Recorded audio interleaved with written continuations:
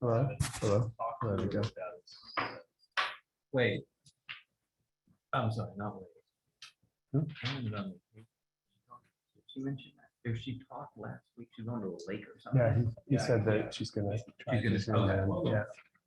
She didn't know what she did.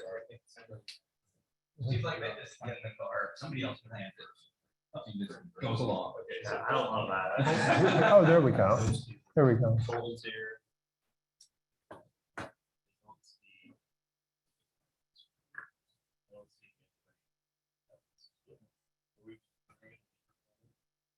I didn't hear from Coletta. She's on the road, so.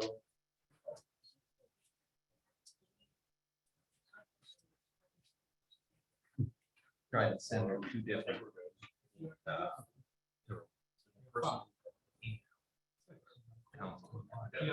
Link for the Zoom. She said she tried. All right, we'll get started. Okay. All right, we call the meeting to order at 7:18. First is to do the flag salute.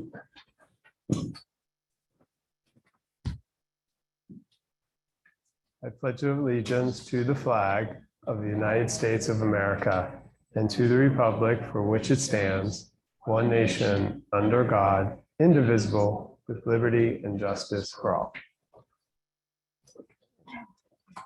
All right, roll call. Ms. Bolenbacher is absent. Mr. Chandler? I'm here. There we go. Ms. Compatello? Here. Mr. Lavasser? Here. Mr. Marks? Here. Mr. Oliverio? Mr. Rodilla? Here. Mayor Perry, I believe is absent. Solicitor Corbel? Here. Engineer Minsterman? Here. And myself. We have a quorum. Great. Consent agenda. So on the OneDrive were the minutes from June 23rd, 2022, along with the bill list for July 14th. And looking for a motion to approve July 14th, 2022 consent agenda. Motion to approve the July 2014, 2022 consent agenda. So is that so moved? Second, Second. Kirsten. Any discussion? All in favor? Aye. Aye. Aye. Opposed? Okay, motion passes. Okay. Can I make a comment? Yeah. With regards to the reports that we've been receiving from the code enforcement, can we make just a public announcement to the public about etiquette and the issues pertaining to respecting people's boundaries off hours?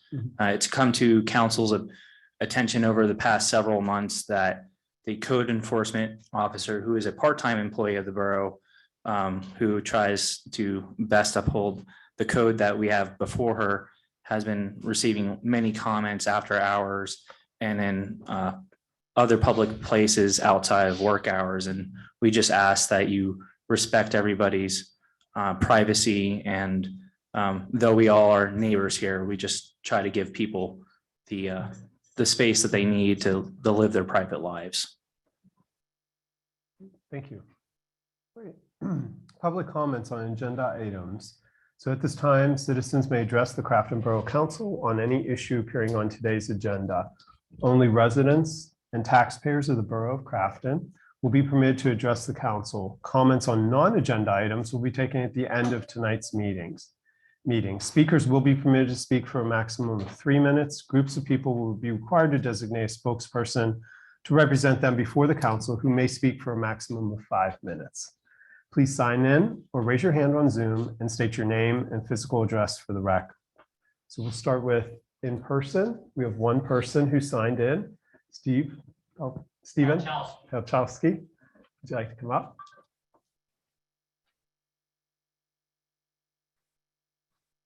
Turn this on.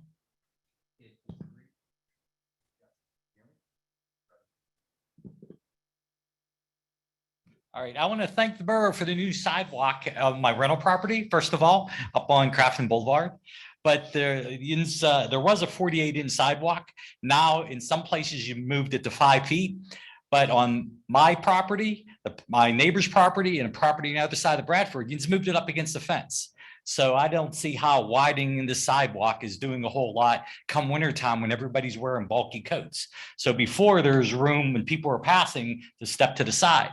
Now, where 3 of the properties, people can no longer do that. I just want to point that out to you, which I think whoever designed the sidewalk, you should have thought that out a little bit more.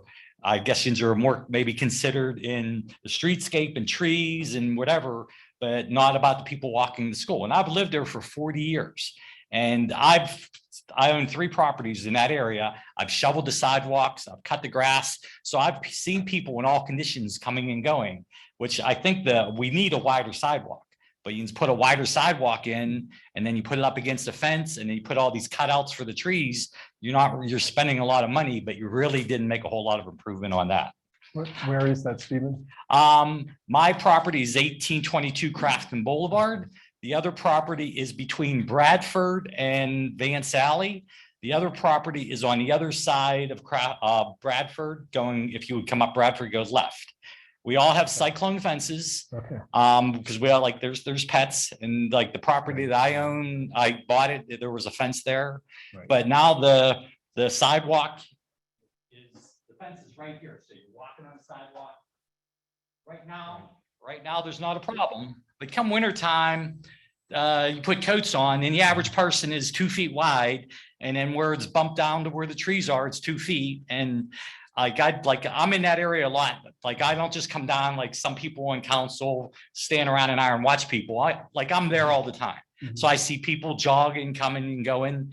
Nowadays, after COVID, people jog. Somebody's walking out on the sidewalk. They kind of try to get out of the way and try not to come in contact with people or even that close. So I don't think it's took that into consideration either. It's just that with the fences and the moms with their strollers, I think the average stroller is 24 inches. The average motorized wheelchair is 25 inches. So right now where you did the bump outs, if there's a person in a motorized wheelchair and somebody coming the other way, there basically isn't enough room, even though you did try to widen the sidewalk to 5 foot because you have all these cutouts. So, and they're like during school time, there's a lot of traffic there. There's a lot of people coming and going. It's a busy 45 minutes in the morning and a busy 45 minutes when school lets out. And there's a lot of walkers. And when the weather's better, there's more walkers even in the winter. But I just noticed that, like I said, but thanks for the sidewalk. I appreciate the new sidewalk. But I think you could have did a little bit more thinking on when you put the sidewalks in. And it's between my property, the other property, you got a few hundred feet of expensive sidewalk, which you really didn't make much of an improvement on. And I have another comment, but I'll save it to the end of the meeting it's a subject that's not on tonight's agenda. Okay, thank you. Thank you. All right. All right, the next item is, and I'll ask the engineer to address Stephen's comments during your presentation. If you're familiar with what he's talking about. Okay. And it may require in the next meeting to address it. All right. Yeah, I can always follow up with Mr. Pachowski. I can even meet you out there tomorrow and take a look at it. It's already in. It's just something after it's in, looks like it's more obvious. Okay. Now we have a presentation to council on Mobilify. Ms. Compitello, do you want to make the introduction or provide any comments? Sure, I'll give a quick introduction. Crafton is a part of a group called Connect. It's a grouping of many of the municipalities around our region that work together and share resources. And as part of our collaboration and membership in Connect, one of the resources that we found out about is this group called Mobilify that has been working with other municipalities and providing advocacy and education. And I'm not going to try to put too many words in their mouth, but we had been connected with them through the Connect group of municipalities. We were advised a month or so ago to reach out to Mobilify. Mayor Perry and myself have had 2 conversations with them to learn a bit more about what they do and how they might be able to assist Crafton. And so we've invited them here tonight.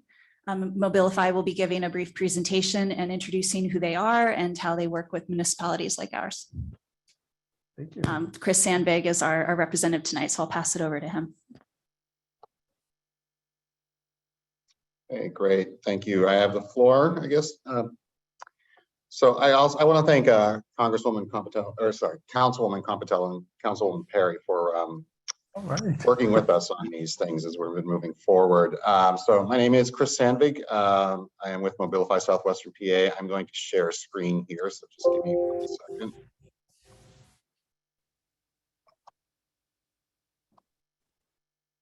All right. So I'm going to go through this and try to be as expedient, succinct, but hopefully as useful as possible as we present tonight, because I know that time is important to everybody. So we'll just try and keep things moving along. Quickly, I'll just go sort of into the background of why Mobilify came about, how we work and what we are about, some of the opportunities we see out there for discussion with you all to see how there's some changes that, as we were talking about earlier, I think the gentleman had mentioned about sidewalk widening, ways that we can work with each other on community accessibility issues. So one of the things I like to start with here is sort of where I came from in this work. So I've been involved on transportation issues in the Pittsburgh region since 2009. And what I found very early on was that advocacy and awareness is one thing, and there's a lot of that out there. And it's been very successful at getting us to a place where a lot of folks in positions such as yours, including yourselves, understand the connection between communities that are walkable, that are transit able, the visions to get there, and then the funding and policies that are required to do so. So advocacy has been very good at getting that point across with a lot of people, whether it's elected officials, developers, investors, the general public. But what often happens in a lot of cases, and this is not unique to Pittsburgh, is that the process side is where things really start to struggle for many of us, even within larger government structures like the city. Transportation in particular, it's almost 100% folks. There's lots of political and structural issues that keep projects from happening, or happening, let's say, in the time that folks would like to see them happen. There's really not been anybody historically, locally, to sort of push that discussion forward. This is really so hard because of what I was getting at before here, is that we've got a lot of players, right? And this is just within the transportation space within our county that we all have to deal with. They all have their own budgets, their own timelines, their own priorities. And again, this is not unique to Pittsburgh. We talk a lot about fragmentation in this town. One of the things that I found in this work, for example, is practically no city or regional government owns its public transportation system. It's often set up the same way we are here. But then when we get to another level here, when we think about what do we have outside of this and what we're trying to influence when we get to the development side, because we are doing transportation to, transportation is about improving our quality of life and providing connections, right? It's such a large group that oftentimes it's very hard, I think, for any of us to really keep our hands on it unless we are 100% focused on it. Historically, in our private sector who have worked together, mainly the larger private sector. That has been something that we have seen around the region, around the country, that has been augmented by what we see in a lot of other areas in this sort of public and private interaction, is that community-based nonprofit voice that's working with folks such as yourselves to try and push a mobility agenda forward. This was actually identified by the Regional Transportation Alliance, which was a project of the Allegheny Conference, whenever they were looking at transportation within our region, and then 50 projects that they felt were worth pushing forward.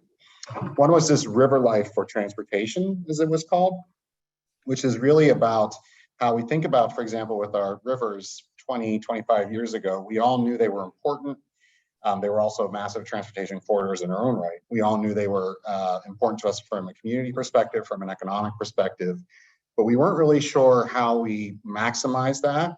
And we had our backs turned to it, which is often in many cases the way our busways and light rail are within this town. So that's where Mobilify came into this. And so our mission here really is to create these collaborations to move towards getting greater multimodal transportation choices, economic and opportunity and equitable transportation access, and creating the communities where you can get around irrespective of the mode in a safe, convenient, and attractive manner. And in most cases, when we talk about this work, what we talk about is what sort of community do people want to live in? How accessible is that community? And then what are the transportation systems that we want to lift up to make sure that that community can achieve its goals?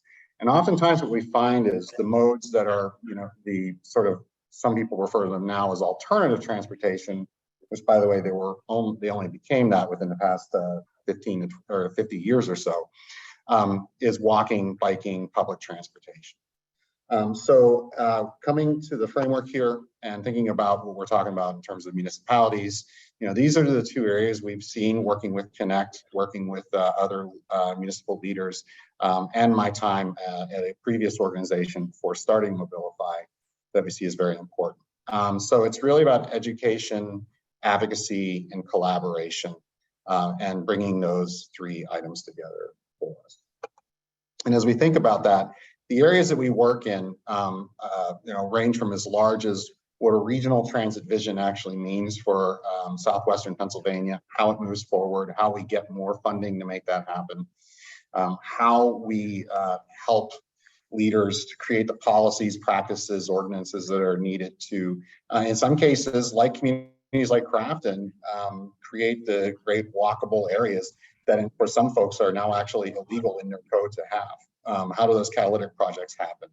How do we get the resources? And then how do we ensure that these big projects that are out there that are coming down the pike have a community voice in them so that community is heard and understood as they move forward?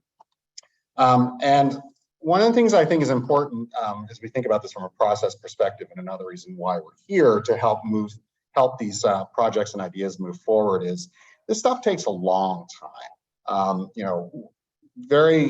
We can come up with the issues and understand them in a fairly quick manner. I've found there's not a lack of good ideas in Southwestern PA. Identifying the things that we want to build or the plans we want to make, and then getting the support and seeking the resources, both in terms of human, political, and capital to do that. And then doing those things takes 3 to 5 years before you actually have a project of some sort. And this process is sort of a rinse and repeat as you're going from plan to engineering to project. And particularly with the infrastructure bill that was just introduced, and a lot of funding sources that are more now for these sorts of projects that are available for local governments in particular, we stand at a really great time to take advantage of those and bring those home to our region, which is something that we as Mobilify are really excited to start conversations to try and help happen. So with that, I'll just sort of stop and see if there's any questions or comments that folks may have. And I'll also stop screen share so you all can see my face. So I'll just frame a little bit before we go into Q&A. We were first referred to Mobilify through Connect because we were asking about economic development. So the two conversations that Mayor Perry and myself have had with Mobilify, we've asked them some of the guidance they can provide on economic development, but we've also started to talk a bit and learn about what they do and how it might be able to help us with things like projects that we have in mind that deal with other partners. We have the Crafton Boulevard streetscape that has one side of the project is in the city of Pittsburgh. We also have the school district to work with. We also have a PennDOT road that we have a lot of resident complaints about on Steuben Avenue. So these are some of the things. We have no particular ask of them at this moment, and there's no decision to make tonight, but we have started to understand that they could be a good resource for us on a number of different things that we have upcoming. And so we wanted to take this chance to have them share their introduction with all of the members of council, and then pass it over, I think, now to a Q&A if any of you have questions for them.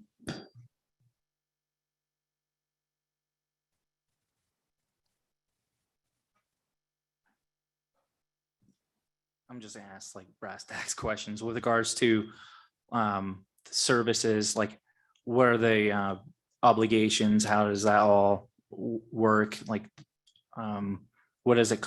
Is there a cost to us to engage? Like how do we work with Mobilify? Do we have to budget for resources? Just if you could cover some of those items.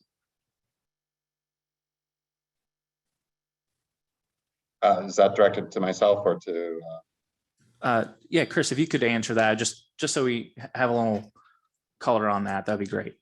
Yeah, sure. No, and that's a great question. So I'll start on the resource side of things, because I think that's a question that's we get a lot, and it's an appropriate question. You know, we are a nonprofit organization. Of course, we need resources to keep our doors open.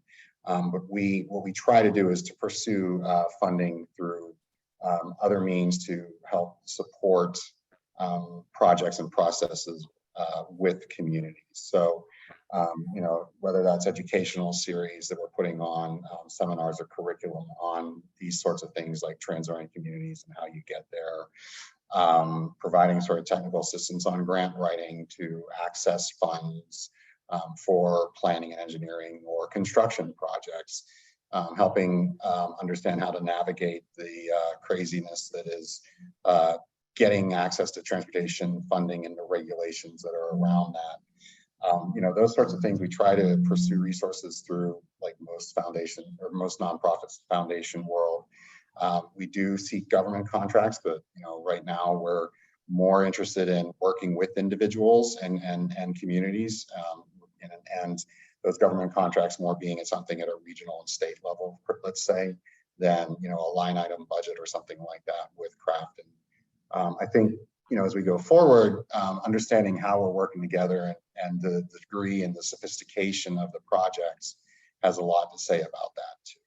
But more, we are here as a resource for you all to do that community mobility connection that is so vital, that you know, has been lost over the last 50 years because of how we've been moving away from that connection, but now have rediscovered in a lot of ways. And I think, you know, to the gentleman who mentioned that people during the pandemic using sidewalks, you know, a lot of us rediscovered our communities and neighborhoods out of necessity over the past 2 years. And that's something I think we should certainly take advantage of. Can I ask one more question?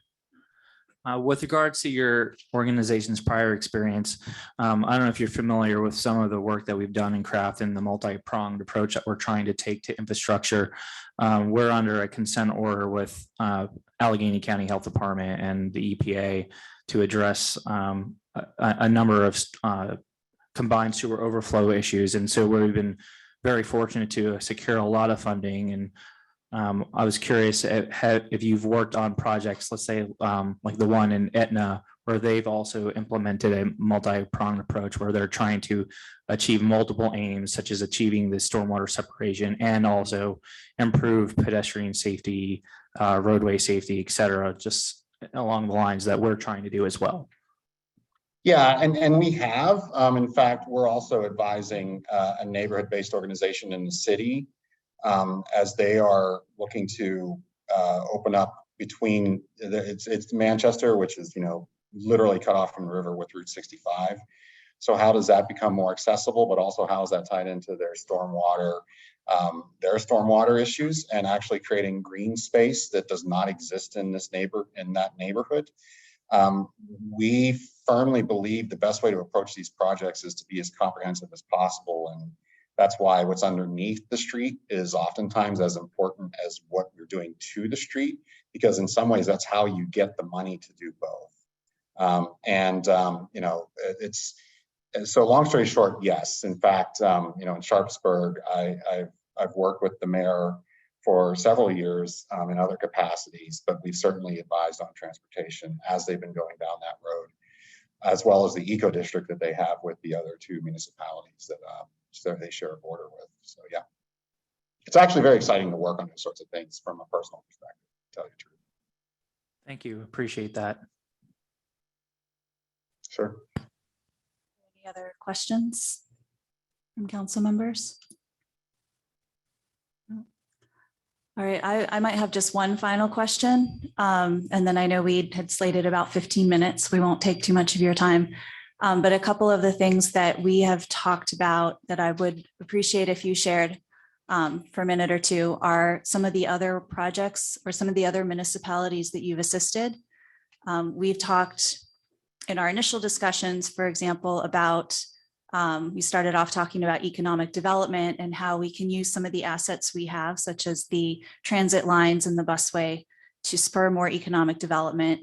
And then we've also talked about some of the things happening in Crafton right now, where we are navigating different ownership and some of the projects we have on our boundary with Pittsburgh. And you've talked a bit about your organization's ability to help be a neutral arbitrator and third party, helping to guide some of those multi-party agreements. I wonder if you could just share a couple of examples with council before we end. Yeah, absolutely. Thank you for that. Work that I've done in the past, I'll focus on one project within the city and then one that shares the border with the city. So in the Homewood neighborhood, as they were going into TOD planning for their busway station, we worked very closely with the neighborhood, which had a lot of divisions within itself, to say nothing of its mistrust of institutions, to really understand what the community's concerns and needs were as it related to public infrastructure and development that did not price them out of the neighborhood and forcibly dislocate folks. And came up with a set of principles that were then incorporated in the final planning document that was put together by the Urban Redevelopment Authority.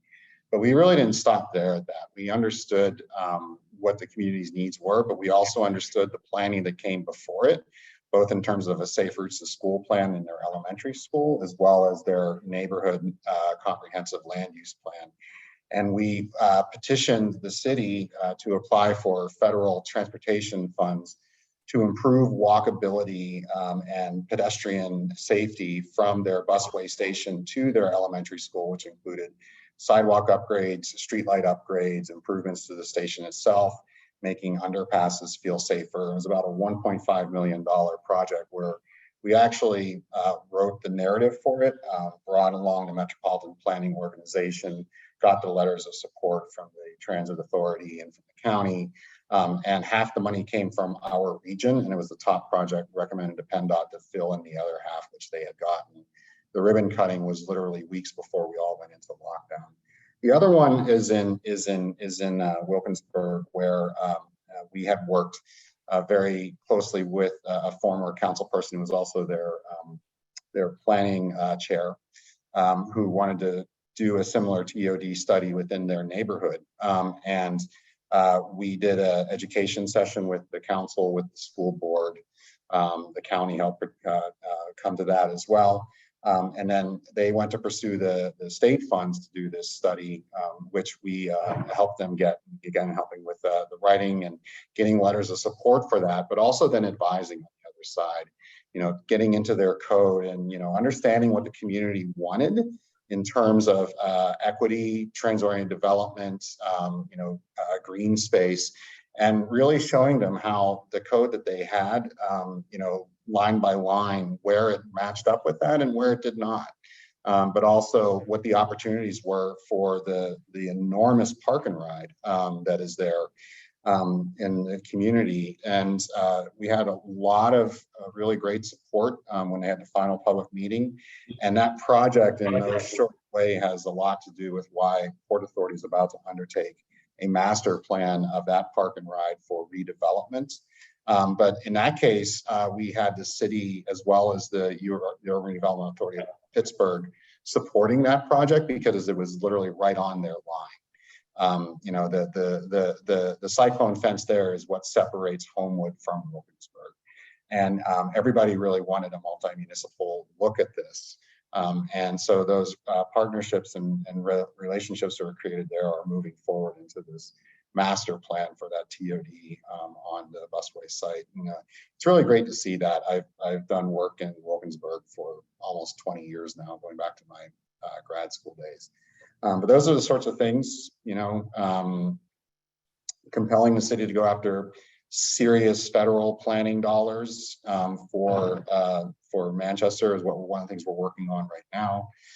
There's this program with Connect where we're working with multiple municipalities to help on the education and technical assistance fronts as well. I don't know if there was anything I missed there, Kristen and Kirsten, in that bit that you'd like me to cover, or? No, I appreciate it. I think we've taken a lot of your time. We appreciate you coming here this evening.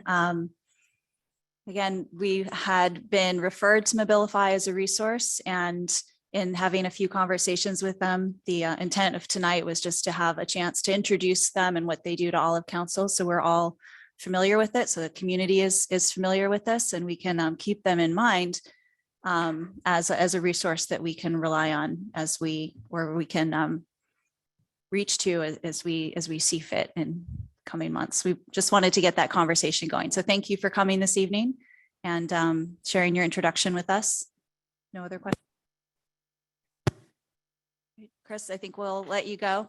All right, great. Thank you so much for having me. I look forward to speaking with you all, hopefully in person some point. Take care.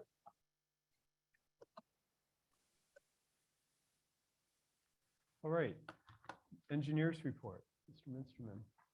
And there's 3 topics that we also want to cover in addition to any report, which are listed on the agenda.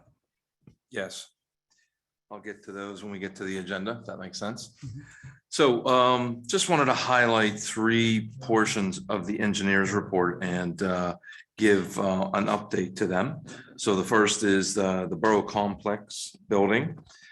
Just wanted to mention that so first, the facade, the municipal building has been, it's been cleaned and the brick stone pointing is completed. The lintel work is completed. And the contractor plans to return to the library by early August. The replacement limestone for the building, for the municipal building, has been cast, but it's still at the factory in Indiana and will be delivered soon. Those are for the replacement slab stones on the building. The project overall is expected to be completed in late August. The update is now that the project or the contractor is coming back next week to rebuild the parapet above the magistrate's office, and that's been expedited because the roofer is now coming as well. So we got them coming in 2 weeks, and then that'll let the facade contractor finish the parapet above the magistrate's office. Then the roofer comes in 2 weeks, and then the facade contractor will come back after that. So things are moving along with that project. Next is the Public Works building. So basically, the building has obviously been delivered to the site. Fleer is the contractor. He's progressing on site. Basically has excavated and installed many of the foundations. The site work, the earthwork, is essentially complete. And the rest of the foundation work will be completed in the next 2 weeks, the concrete work. And then the building submission documents were submitted to the Roslyn Farms engineer for the building permit, and we're awaiting a response. And last is the pool house renovations. And essentially, there was a kickoff meeting with the LWCF, which is the Land and Water Conservation Fund. That's the grant agency that funded the $250,000 toward this estimated $520,000 renovation. And the news there, though, isn't great. The fund is saying that their funds are through the federal government, and they're now facing a prolonged approval of those funds. So we've had a project very similar through this same fund. There have been extended delays just to get the funds, the agreement signed, and the formality of the grant executed. So we're estimating that with those delays, and then the design, and then the bidding, and then, you know, it's a limited construction season because you don't want to do it during the pool operation. So looks like a realistic view of this is after the 2023 pool season is when this will start. So it will probably not be till after next year's pool season when the grants are, the agreements are signed, and it's the final design will be complete. We'll be waiting for that. As soon as that's done, we can issue the notice to bid and get pricing and get a contractor. So those are the three highlights and updates to the report. Great. Anything else to report? No, not until we get to the other items. Okay, thank you. President's report. So I have two items tonight. One is we had talked about the RFP for our strategy session for council to talk about the objectives going forward. Those RFPs were due today at 4 o'clock, and we received up to the minute 3 requests for the RFP, or 3 responses for the RFP. So more to come on that in terms of scheduling it. Those will be public sessions, of course, and they will be moderated by a facilitator. So more to come on that. Also, we have our organizational assessment and the public works assessment have been completed by Grassroots. The draft has been reviewed, and we are scheduling an executive session for review on the personnel side. The organizational assessment itself will be during a public meeting after the executive session. And the third will be the public works evaluation. That was a DCED grant. And that will also be presented through Grassroots to the public during a council meeting upcoming. So those will likely be in the August time period, maybe August, September. And that's my report. Mayor's report. So I don't have much this evening. I just wanted to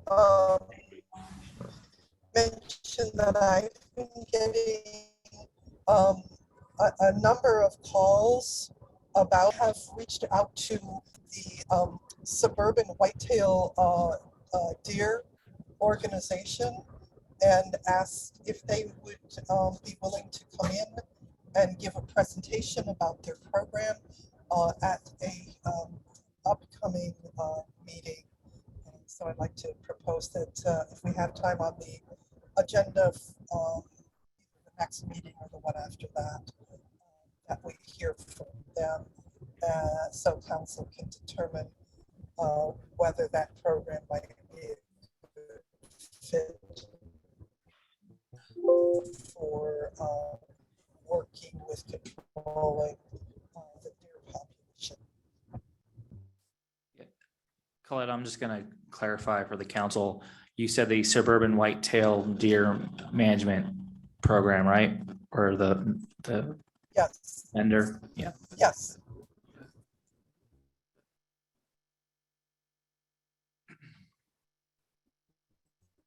Yes. Okay, thank you.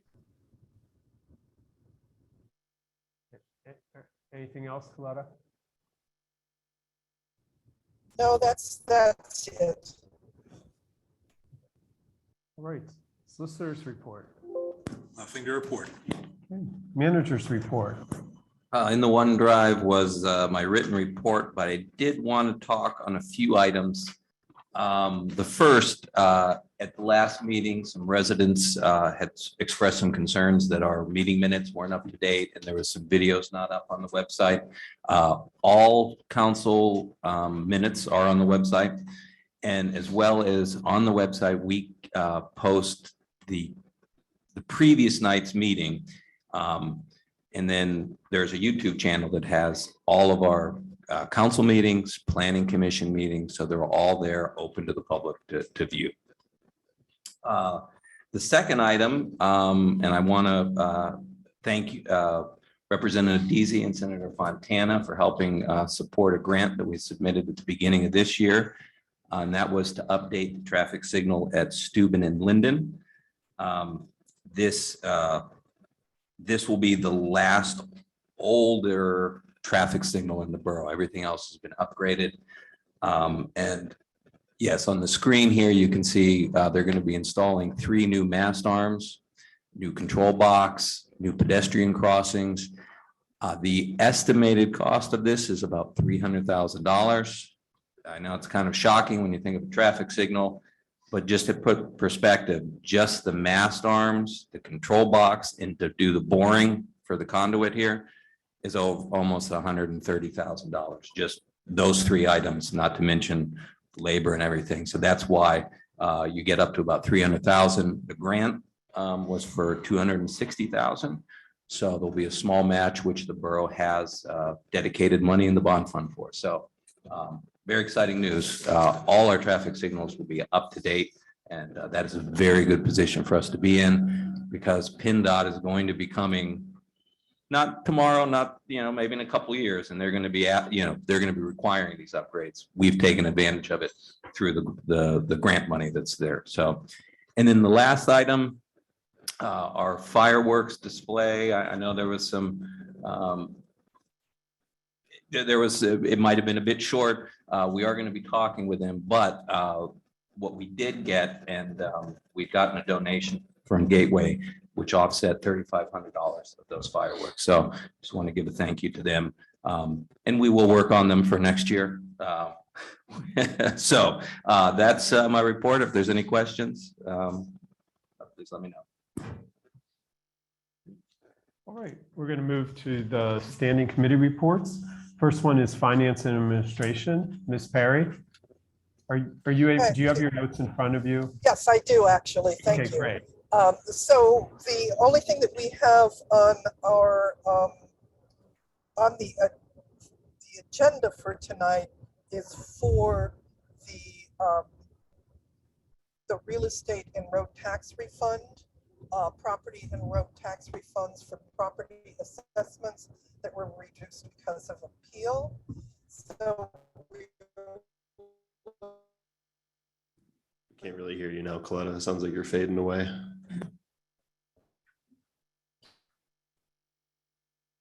I think she was making a motion to approve the 2020-2021 real estate and road tax refunds in the amount of $3,406. Okay, yeah. So I may take this. Half of them. No. So moved. Yeah, I didn't finish it yet. As presented and submitted by Jordan Tax Services Incorporated. Okay. So moved. Okay, Mr. Lavasser, second. Second. Ms. Confitello. Any discussion or questions? All in favor? Aye. Aye. Opposed? Aye. Mr. Chandler, you're in favor? Yes, I'm in favor. Sorry. Thank you. All right, motion passes. Ms. Perry, there's also an agenda item on the 2023 budget schedule. So as I said, I'm traveling and I'm in a, if you can't hear me, I would maybe the manager or possibly you. I can help you out, Mayor. Okay, thank you. Yes. In the OneDrive was the budget schedule that we have to adopt the 2023 budget. I'm not going to go through it. I'm just going to pick out the high points. I'm going to begin working with the department heads to prepare the draft budget. That will go to the Finance Committee. Finance will have that sent to Council beginning of October. We'll have our budget workshops in October and November, and the goal is to pass it at our December 8th council meeting. The goal is to have the budget workshops during council meetings so as to not have to schedule additional meetings during the months of November and October. So that will be the goal. More to come on that, but already 2023 budgeting. Okay, Community Services and Infrastructure, Ms. Confitello and guests. Sure. The first item on the agenda for community services and infrastructure is the Crafton Boulevard Streetscape project. At the last council meeting, there was discussion of possible changes and costs associated for modifications to certain areas along the Crafton Boulevard streetscape project that is underway. So this evening, we have the engineer here who's going to walk us through some of the work that they've done to look into addressing those concerns. Thank you. I wanted to add before I started that, I missed something on the bathhouse. I did want to say that we're working on signage to put up at the pool to inform residents of the proposed changes. We've done that on some of the larger projects. So we'll be preparing a draft of what we think the sign should look like, showing some of the renderings, some photographs, and just, you know, letting residents know so we can place that either this year or next year, depending on what you see is fit. So continue to work on that. Now, back to Crafton Boulevard streetscape and addressing some of the questions that were brought up at the last month's meeting. So there were two specific, if you could see here on the board, there are two specific locations that we met with the fire chief in the field and looked at what could be done based on his recommendations. So I don't know if you can zoom in, Doug, at all on Vance. Yeah. It's a little more maybe just to get close to that sidewalk. So you can see sort of that orangish gold line is where the old sidewalk is. And if you look to the left of it, you'll see that straight line. That's the new sidewalk. So that's what the proposed location. So the black line is the proposed, the gold line is the past location of the sidewalk. So there are some adjustments there. There are some changes that were proposed. So that's one area. So we plotted that. And if you look over onto the Bradford Court Apartments, which I think is 1751 Crafton Boulevard, you can see the sidewalk and the curb will remain. But those other curb sections where the two dots are, where it says a 5-foot ramp, will essentially, we're lowering those slabs down to a flush, was his proposal to make them flush with the road. So as you can see how the fire truck would traverse that area. So essentially, those are the two items. The total cost to remove and replace those sections, as the fire chief has requested, are approximately $6,700. We did get a change order quote from the contractor to do that work. So can you explain the breakdown between Vance Alley and? Yes, I roughly the numbers are about 2,500 and 4,200 are roughly the breakdowns. 2,500 for Vance. For Vance, yes. And you said 40 Earth. That would make sense. 4,200. 4,200. It adds up to about 7,600 or 6,700 or so, 6,600. So I can pull that up exactly, but. So anyway, that would require some direction from council if you're willing to move ahead with that, with those revisions. So if you want to have a discussion, or should I continue on with the other items? Why don't you go through all the items, then we Okay, can have great. a discussion. There was a motion made at the prior meeting to do the review of this area. Okay, great. And that, So the next is the school bus accessibility. If you remember, we were asked to take a look at the turning radiuses. If we can get that up on the screen, we can show that. So to the left is the original turning radius based on the old curvature. And you see that the bus has to make a partial pass into the opposing traffic in order to make that turn. With the cars parked there, obviously a car cannot get through that location. With the new turning radius, you can see that they do have to cross the lane further. Once again, it does require a slight continued exceedance into the opposing lane. But both options do require that entrance into the opposing lane. I will point out that to the right with the improved turning radius and access, cars now, if you can look at where the old sidewalk was versus where the new sidewalk is, it pulls the cars way up into Crafton Boulevard so that they can see up and down the site improvement or the site distance improvements significant. So so that is one thing. You asked the question, that's the answer. Wanted to make sure you saw the information there. Next are the trees and shrubs and the site views. So if you, it might be is there another drawing on that one? Okay. So if essentially at the corner, we can use these drawings. If you look to the right, there is going to be trees planted along that street line. And so the trees are designed that you would see under the canopy.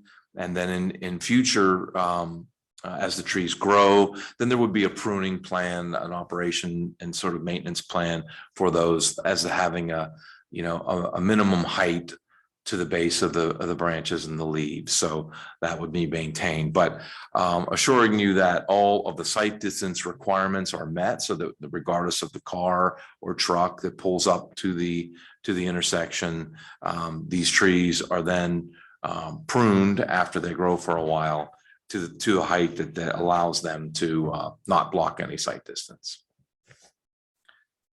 And then access to 1828 Crafton Boulevard. If you remember that discussion, there was a resident that was saying that it was extremely difficult for her to pull in to her driveway as a result of the curb.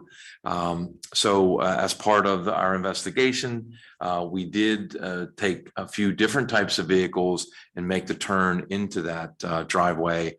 It was done with ease. There were not issues. She did mention that she backs out of her driveway to get onto the road. We made that maneuver as well. And really what happens is it's confusing because you're backing into Baldwick essentially. So it's a wide open intersection, has nothing to do with the new curbs and bump outs. It's in general, that is a dangerous maneuver as you're pulling out and there's traffic coming in three different ways, all converging where your car is backing out. So not sure what to say about that, but doesn't have anything to do with the curbs themselves. And once again, we made that several maneuvers with a regular size car and a truck, and they were easily made into the driveway. So we wouldn't recommend any revisions to that location. And I believe on the OneDrive, there are videos of cars going in and out of that driveway for all of council to view. Okay. So discussion on the items for this. Mr. President, I was going to Oh, comment, I apologize, on the narrowing of the sidewalk. I just did want to make a comment that the sidewalks were 4 feet wide prior. They're 5 feet wide now. And what does happen at the tree bump outs, the tree pits, it does narrow down to 4 feet. So, but you still have a 4-foot sidewalk. I get the idea that it's against the fence. So, I guess in the past, they used to walk into the grass, I guess, to move out of the way of opposing walking traffic. But so it's still designed 4 feet wide, 2 people can pass. And that's a standard of care for that. 3 foot diameter or wide sidewalk is the minimum standard. So it exceeds that and does give you what you had. Obviously, there is a slight trade-off with the fence being on one side of the sidewalk, but we feel that the rest of what you got out of that entire streetscape, more than compensates for that. So just wanted to say that they're still the same width. Okay. Okay. Thank you. Any comments or discussion? Like I said, there was a motion at the last council meeting to investigate numbers 1 and 2, which are Vance Alley and the Bradford Court Department's access, and based on the fire chief's recommendations. So do we have discussion or questions on any of these? I might start with the school bus. If I could ask the engineer You showed the two different studies here. Could you clarify the school bus? This would refer to a school bus that's coming from Green Tree, correct? Because this is the turning movement that comes from Baldwick onto Crafton onto Boulevard. Crafton Boulevard, Yes, yes. on the uphill side, so going away from our school. So this would not be this would be more of a city school bus. or Right, a they're Green not Tree school Crafton. bus. It's not any of the Crafton bus routes. And the turning radius is accommodated in both scenarios. It looks like the bus makes a slightly wider turn in both scenarios, but in both scenarios, including the existing condition, the bus and a car cannot pass at the same time. So Yes. the changed scenario doesn't impact the traffic flow in any way. It changes the movement slightly, but it does not change the traffic flow. It still It's requires a still a vehicle. yield situation Yes. in either case. Yes. I think the left situation assumes there's cars parked right there though. And I think that might have been part of it too. Like the road's so wide at this point that if there wasn't cars parked there, then maybe they could make it without interrupting traffic, but You would think if you saw a bus coming into the opposing lane, you'd probably stop. I doubt you would try to whip around it and go up the curb to get away. We wouldn't hope for that anyway. So, but Well, yeah, I you're would right. add that is one of the reasons why we wanted to do this project, because we do have cars that drive in unsafe situations around the school bus, and we want buses to have safer conditions and to have more right of way and not have people trying to do, unsafe passing scenarios around the buses. So that would represent a scenario where we are deliberately trying to make the bus have more priority and a safer condition. I was going to mention something. I don't remember if the manager might, when we talked about the streetscape. Is that on the agenda somewhere else? Are we talking about that now? Yes, we do have number It's further 3 down. here, multimodal. Is that for phase 3 of the streetscape? Oh, I'm sorry. I see. Yeah. I don't know. I missed that. So you got to Okay. wait around I'll wait. another discussionary item or two. Get too excited. Do we have any more discussion regarding these items? Yes, I'm curious, what can, Mr. Minsterman, you had mentioned you can give us the exact number. What is the exact number for the change? I'm still going with 6,400. I have to pull it up. I didn't pull it up yet. It's right there. Oh, there we go. Great. 2625 is the change order amount for Vance Way. And it looks like it's about 4150 for the Bradford Apartments, 4,150 and 2,625. Okay, so 6750 total is what I'm getting. Yes. Oh, and I see that right there. I do see that on the screen. Okay. And then who was the contractor that would be doing this work? Just out of It's the curiosity. current contractor for, it's the current contractor for the Crafton Boulevard project. Okay, then in that case, if I can, I believe this is the appropriate time. I could be wrong unless there's more discussion to be had. But at this point, I'd like to make a motion. Am I good to do that at this point, Mr. President? Yes. Okay. We can At this, After he makes the motion too.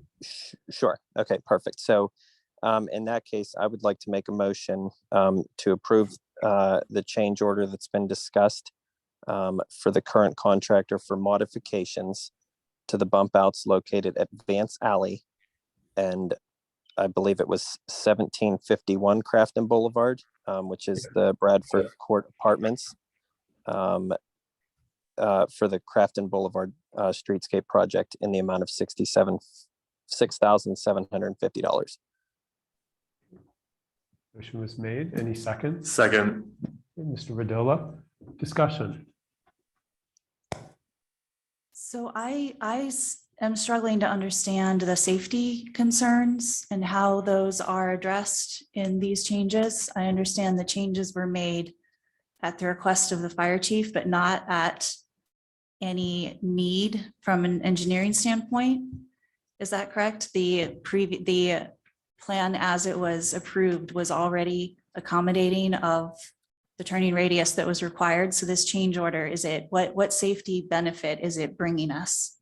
We don't feel it brings any additional safety benefit. It is purely at the request of council to meet with the fire chief and ask for his recommendations. We did that, and we plotted them and we priced them with the contractor to give you the information to decide. But as I said in the past month's meeting, we feel the design is adequate as it is. However, we wanted to bring you that information as you requested. Knowing that this design was prepared under the previous council, which the fire chief was a council member at that time, I am still trying to understand why it was acceptable last year and we are now being asked to approve $6,750 in change that do not bring us any material benefit or improvement to the functioning of the street. Is there any, looking specifically at the entrance to Bradford Way, which is a very wide and bizarrely angled entrance into a private property. The bizarre angle is on private property and is not Crafton's property to improve. The change here seems to be making that a very large crossing for pedestrians. Can you address what the impact on pedestrian safety and on turning safety might be by having a larger opening there rather than the more controlled opening that was in the previous design? It's not as major as you think. That curb was depressed already because of the ADA requirement. So right at the very end of the curb, that was depressed. So it's flush with the ground, with the pavement, and then it goes from 0 to where that dark bar is, and it rises back up to the 6-inch curb going to the left.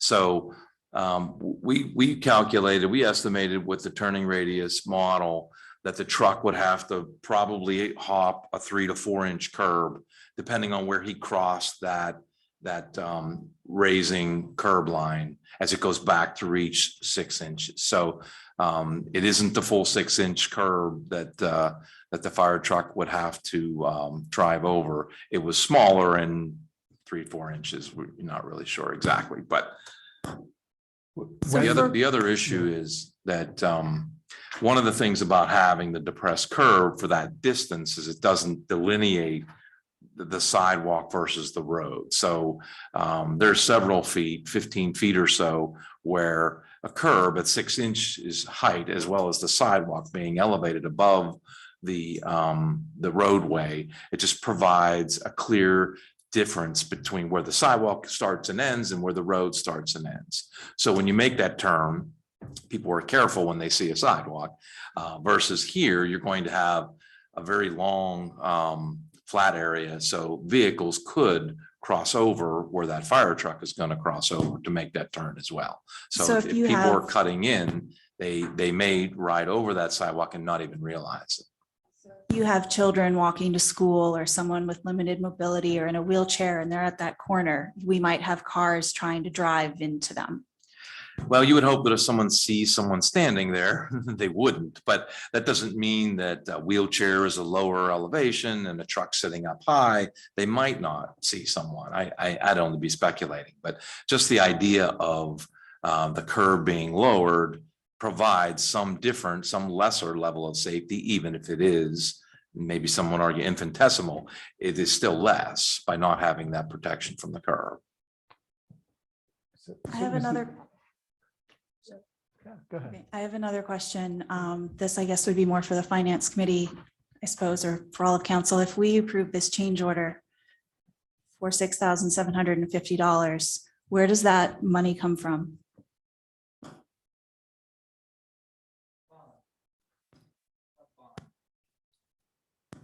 So we're talking about allocating an additional $6,750 out of the bond. At this point, this is a zero-sum game. It comes out of our pocket. This is not grant funding. This is our pocket. Whoever's speaking, your mic is not on. Sorry, the change order would come out of the bond. This is not grant funded. So, when we make change orders like this that aren't for additional new types of work and we're doing rework, and again, I'll make the argument, there's pros and cons to addressing it now. All right. Pros of addressing it now versus the future would be it could cost us more in the future if there's more argument over this in the future. All right, so that's the placation route. But to answer your question, it comes out of the bond, and the more you draw down the bond, there's less sidewalk improvements elsewhere or other improvements that we'd like to make. So I'd like to say, just in my opinion, if I may segue into my opinion on this, I think, it's important for us to understand that best time to make a change would be now if we really, really have to make a change, and the engineer, recommended as such. With regards to Vance Way, I'm more compelled to make that change because of the accessibility argument that the fire chief made. But with regards to Bradford Court, I'm not as convinced that those are the best uses of our dollars. So that's just my 2 cents. Thank you. Can we decide on them individually? But what would happen, there's a motion on the table, so the motion would have to not pass, and then another motion can be made. Motion that was made bundles the- both was decisions for the together into one 67.5. motion. Yes? Or Mr. Can I- Chairman In could revised. amend his motion and the seconder would agree and we could handle it that way. Can I amend my motion then in that case? Sure. Okay, so in that case, I would like to amend my motion to approve the change order for the contractor for the modifications to the bump outs located at Vance Alley for the Crafton Boulevard Streetscape Project in the amount of $2,625. This is an amended one, so we have. Okay, Vince is okay with that. Continued discussion. I concur with the amendments. Thank you.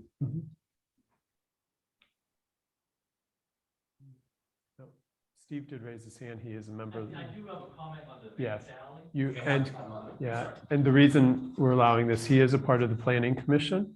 So I'm on the zoning. zoning, sorry. So we'll allow. It's Okay, very I have a quick, comment very on- quick. on Van Sally. Since you did the current bump outs, I live on Bradford. My back door is on Van Sally. All the traffic coming from the school goes right, and they're going up the left side of the alley to swing wide to make a right turn. I believe the improvements, your change, I think that's a good change for the way the traffic is going to go out. Because I've negotiated that corner since I lived there, since in 40 years, at least 15,000 times. That's at once a day. So I'm very familiar with this intersection. I don't know if everybody here on council has driven up that way since the new improvements have been on the street. Has anybody driven by all the stuff or up the roads? But on Vance Alley right now, you have to go left to make a right turn. I saw the proposed change on tonight's agenda, and I think it's a positive move on that intersection. That's just my input on that. And like I see the traffic all the time making that bend. All right, Thank you. Thank you very much. Any more discussion on the amended? Jeff? Mr. Missman, there's no changes to the, like the bumpy part right before pedestrians go out into the road, right? This is just changing the concrete, like The curb. Yeah, we're just changing the curb. We're not changing this rumble No. strip right here. You have to Okay. have that. And you would think pedestrians would probably stop there to wait for traffic when they're going to cross anyway. So, I mean, it doesn't look like it's really changing pedestrian distance or anything. So I think this is probably fine. Any further discussion? All right, do we want to do a roll call vote? Yeah, we can do that. We're going to start with the next one on the list. So roll call vote, Ms. Compatello, Yes. Yes. Mr. Lavasser, Yes. Mr. Marks, Yes. Mr. Oliverio, Yes. Mr. Rodilla, Yes. and Mr. Chandler. Yes. Okay, motion passes. Motion passes. All right. Any further discussion on the topics, number one with community services? Yes, I would like to make another motion at this time. Yeah. Okay, Mr. I would Chandler? I would like to make a motion to approve the change order to the contractor for modifications for the bump outs located at 1751 Crafton Boulevard for the Crafton Boulevard Streetscape Project in the amount of, and I apologize, I can't see this on my screen. 4,100. $4,150. $4,125. Any second? Second. Mr. Rodilla, discussion? Yes, actually, I believe that before, I'd like to table this, actually, because I think we need some more documentation from the manufacturer of the fire truck. And we need to understand the capabilities of the frame of the vehicles before we go ahead and embark on additional changes. From my understanding, the engineer, that the pavement won't be going in for probably a little longer, and all the pavement will be done, so we don't have to rush to any decision at this point. And again, I really think we need that information from the manufacturer so we understand this issue and other issues around the borough that may have to be addressed as well. Thank you. Further discussion? No. Do I formally make a motion to There's a table? There's a motion on the table. Table, I want to table this. I motion to table the current motion.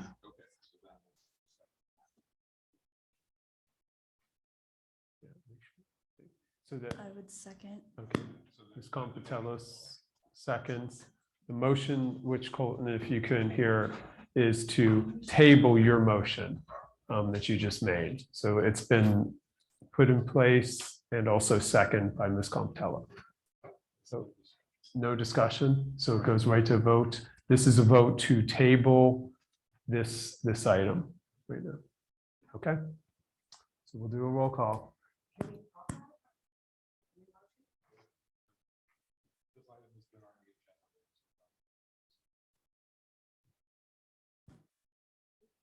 Okay, Ms. Compatello? Yes, so yes. Mr. Lavasser? Yes. Mr. Marks? Yes. Mr. Oliverio? Yes. Mr. Rodilla? No. Mr. Chandler? Yes. Motion passes 5-1. All right. Table. So right now, we're moving forward with Van Sally changes, and that is it. All right, item number 2, Ms. Compatello, rock salt.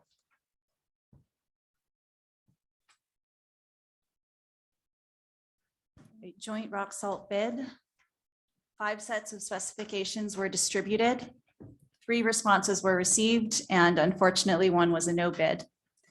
Cargill Inc. was the low bidder with the primary bid price of $88.96 per ton, which is up from, was then the low bidder, so $78.82 per ton in 2022. Can you clarify that? Yeah, that was for this. It's gone up $10 next year. The price is increased. Oh, so the price is $88.96 for 2023, Yes, which is up from the $78.82 from 2022. The term of the agreement shall be until June 30th, 2023, and thereafter it may be extended annually by the borough for up to 2 option years or until June 30th of 2025. So I make a motion to approve the agreement between Crafton Borough and Cargill Inc. for the joint rock salt contract to expire June 30th, 2023. Second. Mr. Rodilla seconds. All in favor? Aye. Aye. Opposed? Okay, motion passes.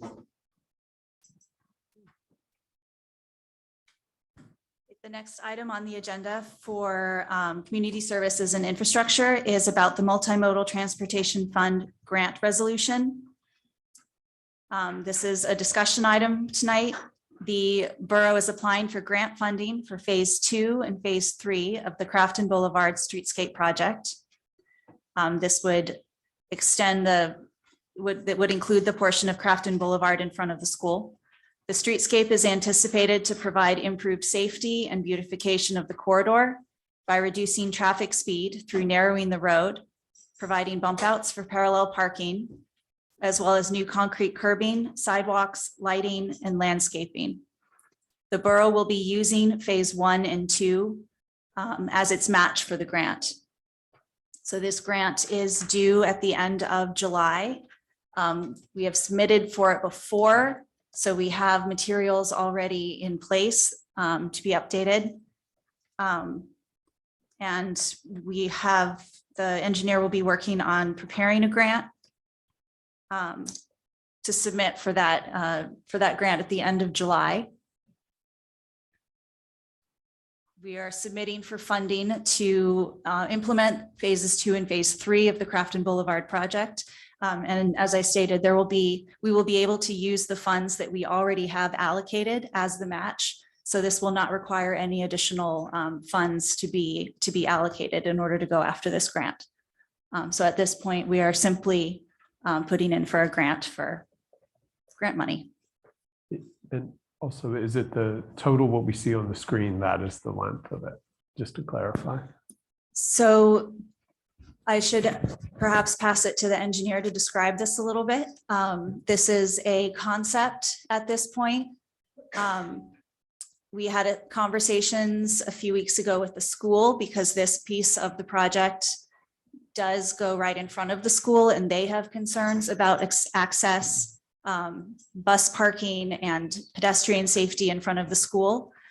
And so they have indicated an interest in working with Crafton Borough to let us alter the right of way of the street, alter where the curb is rather, and extend it a little bit into where the school currently is. And that would allow us to do a bus lane.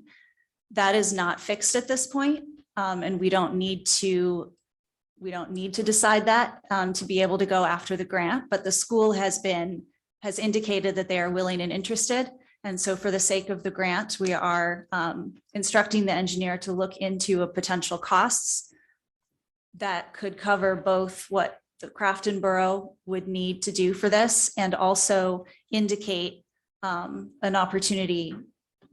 I'll let the engineer describe this better, indicate additional costs that could be allocated if the school decides to partner with us on this.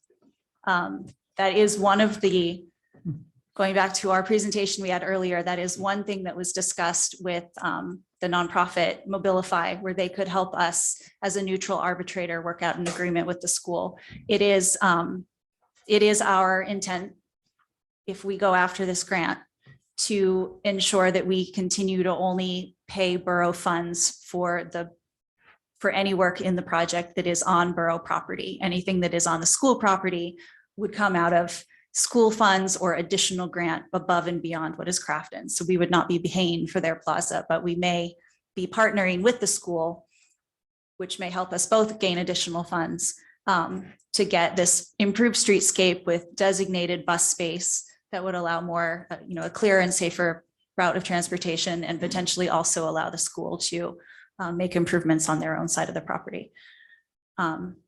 That's a little bit more description of the concept up there, but the only action item that we're talking about at this point is going after putting together the grant submission that's due at the end of July.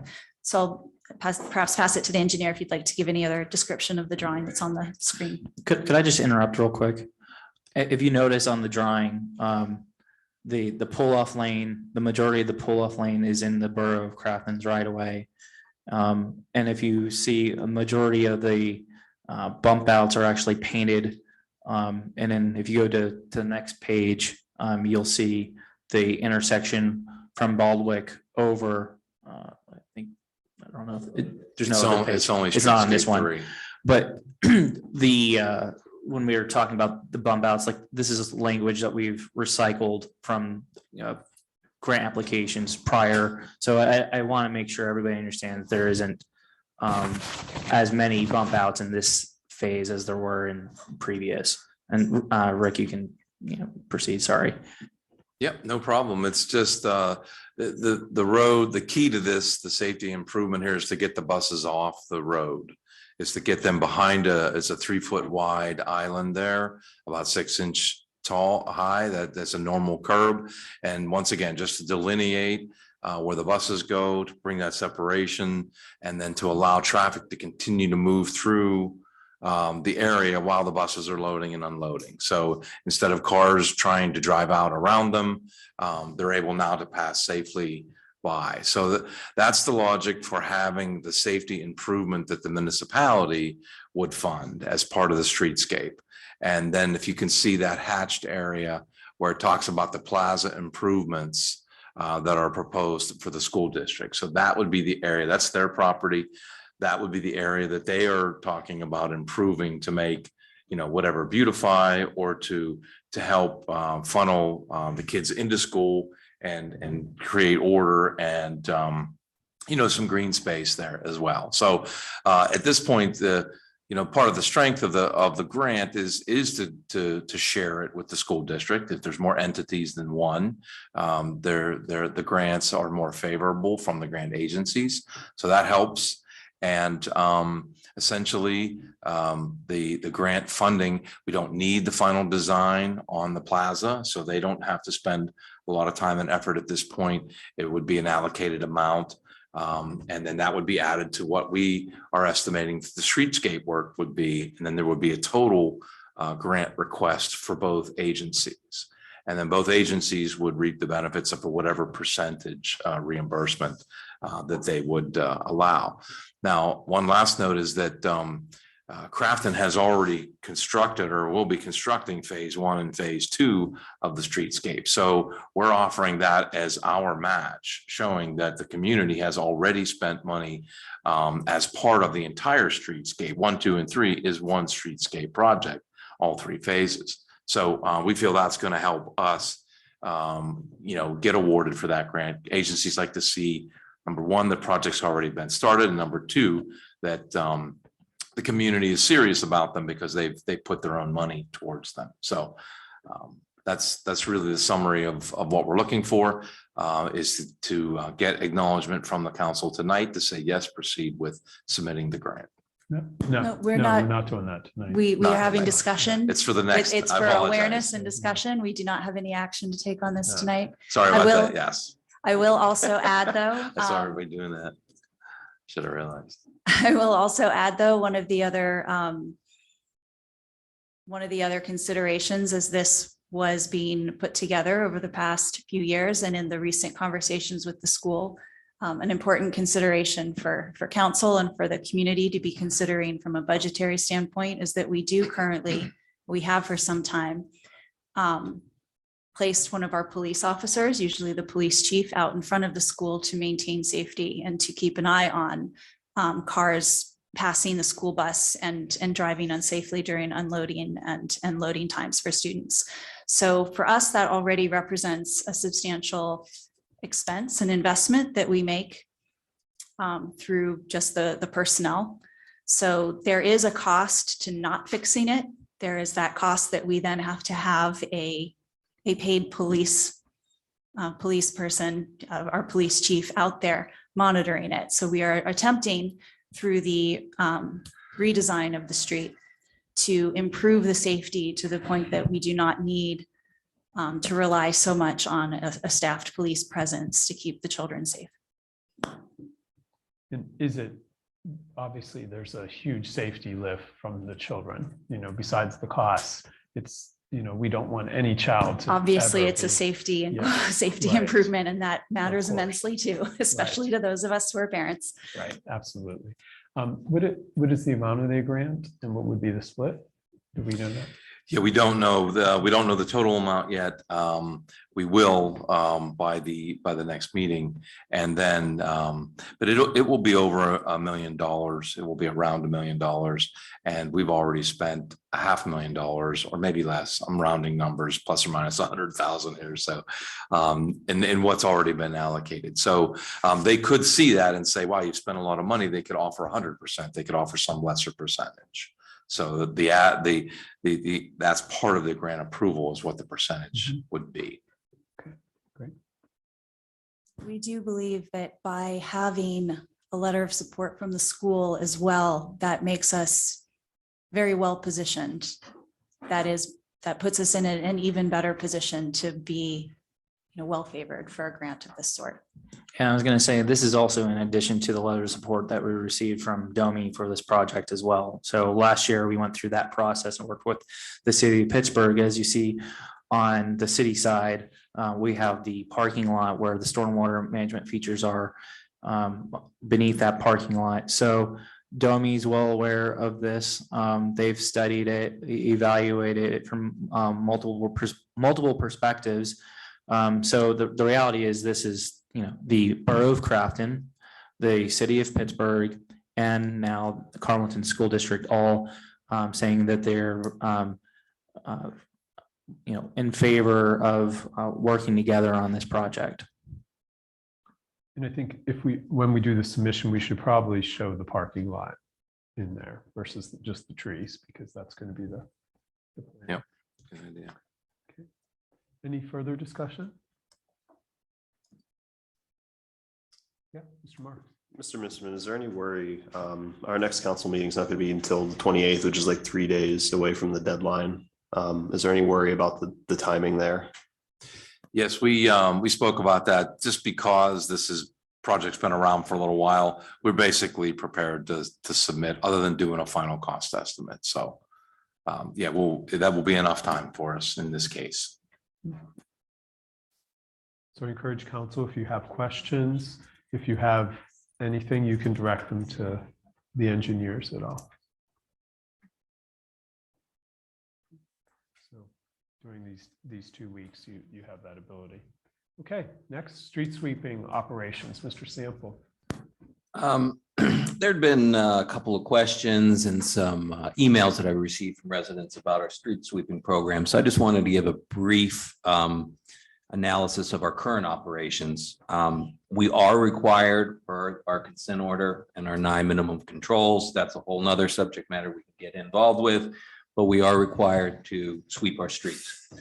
Our current sweeper requires a CDL driver, which we had 2, 1 retired.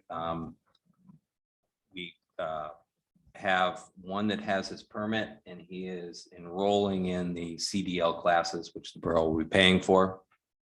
So that'll bring us back to 2 CDL drivers. We only run the sweeper when it's above 38 degrees. We don't run it when it's below freezing or anywhere near freezing because that will damage the machine. The current schedule is basically from 2015 and it follows the old ward. So the drivers in the first ward, the first day, second ward, third ward, and then business district and makeup day for the Thursday, Friday. And just quickly, over the past 2 months, May, the sweeper was out 60% of the available days. And in June, 73%. July, that number will be even a little bit higher. So that is just a quick synopsis of where we're at currently. We can look at dedicated routes, no parking, but I just we are sweeping. It is out there. So the Public Works Committee can look at something, but just wanted to give that brief update. Actually, so to further the conversation, Mr. Sample, you're able to work with the engineer and sort of come up with a plan ward by ward, because I know Mr. Chandler, if you can hear me, you and I have discussed the possibility of alternating street parking or no street parking at least 1 day a month in each of the wards to ensure that the goals being accomplished. Mr. Sample, Is there anything you need from council to further direct you on that? Or is there anybody from council has any concerns about furthering the discussion along trying to have at least one day a month in each of the wards? Do we have a sense of how many residents, do we have a sense of how many residents would want that? Or is that something perhaps we could put out a survey for? Because it is, can be quite a challenge for people to have to move their cars a day a week or a day a month, and we don't have a lot of space to just simply relocate whole streets. Yeah. I'm open to anything, but I do know that we are, or the Public Works will tell you, they get, criticized for not addressing issues. When people finally move their cars, there's a mountain of debris, and it's hard to catch opportunity to do that. So this is an issue that doesn't just plague us, it plagues everybody. So so to your point, like a survey, whatever it may be, but I think we do need to more seriously address the issue, because it has become problematic around different vicinities of the borough. It's just not a problem I've seen on the streets where I live. So I would be curious to know whether it's something that is broadly desired or something that is perhaps localized. Are there certain areas where it's needed more than others? I think that would be important to look into before we do something that is a sweeping borough-wide change.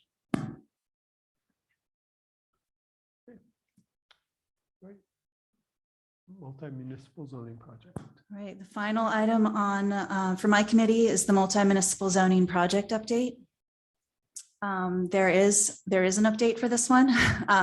We did kick off our zoning project. The consultants kicked off the zoning project, which is a joint Crafton and Ingram zoning effort. They kicked off at the end of June. But one of the first major events that is planned as a part of that will be a community visioning event. That date has tentatively been set as of this week. Ingram has agreed, and so it's tentatively set for August 18th. It looks like, also tentatively, it looks like it will be here at the Crafton Municipal Building in the community center. That should be confirmed and advertised very shortly. But again, as of this week, it sounds like the consultant has agreed to that and Ingram has agreed to that. So August 18th at the Crafton Community Center will be, most likely will be the date of our community visioning event. That will be community visioning from 4 p.m. to 7 p.m. to introduce the zoning project and engage in some visioning will be open to the community, and the consultants will be here in person describing the zoning project and describing the impacts that it could have on the community, and engaging in some visioning and sketching exercises to understand what community members wish to see from Crafton in the future. A zoning project cannot make development happen, but it does give the regulations and the guidelines for what can occur. And so it's important for them to understand what we would like to see. And so they are hosting a 3-hour-long community visioning session. Everyone in the community will be invited to come and partake in that. It will be open house style. You can come for the entire time, come and drop in earlier or later. And again, that will be, we should have confirmation on the date and time shortly, and advertising will be going out for that. It will be on the Borough website. It will be going out on Savvy Citizen, and we've also requested social media materials that can be posted online. I think the final item for me, which is not on the agenda, is just a reminder again of what Mr. Levasseur said earlier, that we do have staff that works very hard for Crafton. But please, if you do have issues or concerns, please do direct those concerns, whether it's to code enforcement or otherwise, please direct those through the borough office to the appropriate person during work hours only. Respect their work-life balance. Thank you. And I think that's all for me. Thank you. Good report. CRCE, Mr. Marks. So we did have a scheduled meeting this week, but we had to postpone it. So we're hoping to meet next week. But I did get an update from the rec board for future events. So they have started planning a fall festival for September 24th down at the Crafton Park. They're thinking ideas, they're coming up with ideas around like a cook-off or a bake-off, maybe a cornhole competition. So they're working on that. Look for more information coming soon. Haunted Crafton still planned for October 22nd through October 31st. And there is also some planning going on around Christmas celebrations this year. Celebration of Lights or a light up night on the 3rd of December. I think they're going to be pivoting away from the guided audio tour for Christmas. So, and they're going to be looking to get a list of homes in the borough that want to be spotlighted for their creative Christmas decorations. So if there's anybody out there who goes hard for Christmas, let the rec board know. They're looking to get a list together. Yeah, and I know they're starting to also plan the 2023 events with some rough dates, but nothing to share quite yet.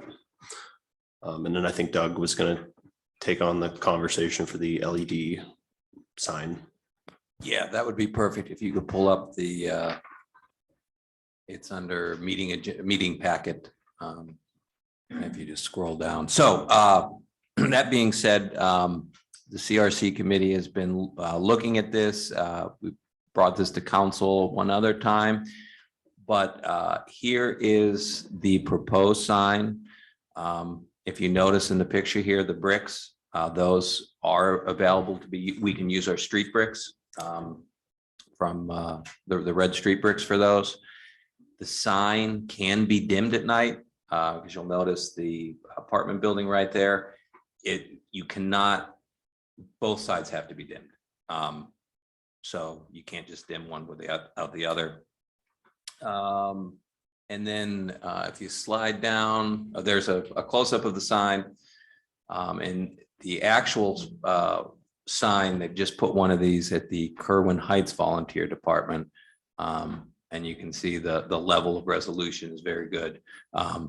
This is when individuals driving by, they snap this. So the funding for this sign that we've spec'd is about $21,000.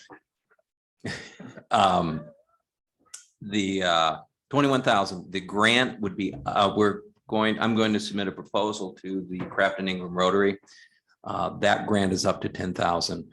They get a district grant up to $5,000 and they'll match what the district, so it's up to $10,000. So I'm going to put the proposal into the Crafton Ingram Rotary by the end of this month, and then we will see. So I don't know if there's any questions regarding this.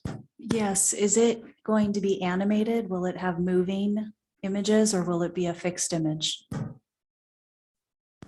There will be moving parts to it. It's we can program it accordingly.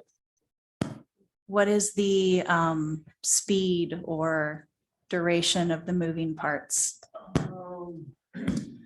Probably customizable. I imagine we would have control over that, I think. You're saying like, Has there been any thought put into that to how we will be using it, or is that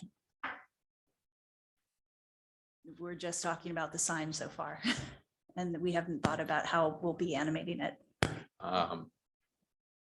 This discussion has taken about a year and 3 months to get to where we are right here. So no, we've just got the design piece of it.